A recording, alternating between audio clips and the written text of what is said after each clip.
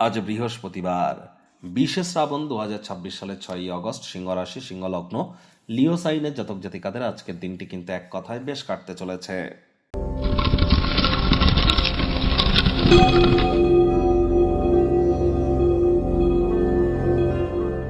ভিডিওটির শুরুতে স্ক্রিনে আপনারা দেখতে পাচ্ছেন বৃহস্পতির বীজ মন্ত্র ওম গ্রাং গ্রিং গ্রৌং স গুরবে নমঃ।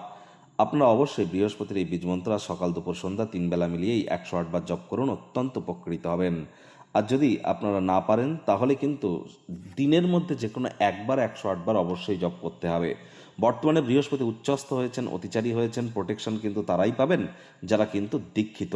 আর দীক্ষা না নিলে কিন্তু অবশ্যই বৃহস্পতি যেহেতু উচ্চস্থ হয়েছেন একটানা 7.5 বছরের জন্য, প্রোটেকশন কিন্তু প্রাপ্তি করবেন না। গুরু বিনা এ জীবন কিন্তু এক প্রকার অন্ধকার।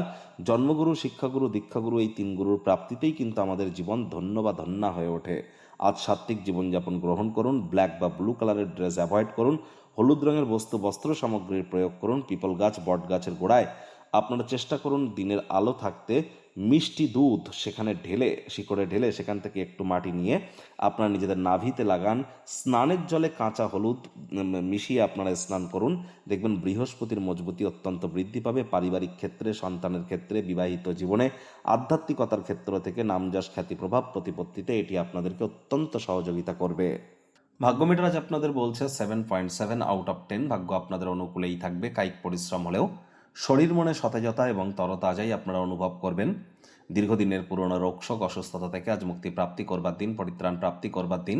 Child like attitude, sense of হিউমারের কারণে প্রশংসার পাত্রপাত্রীও আপনারা হবেন।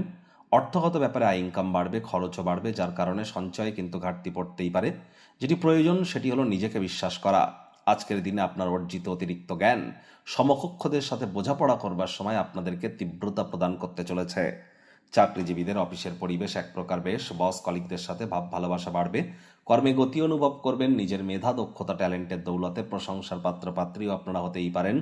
রাজনীতিবিদ যারা আছেন জনসংযোগ বৃদ্ধি করুন, সমাজে পপুলারিটিও বাড়বে।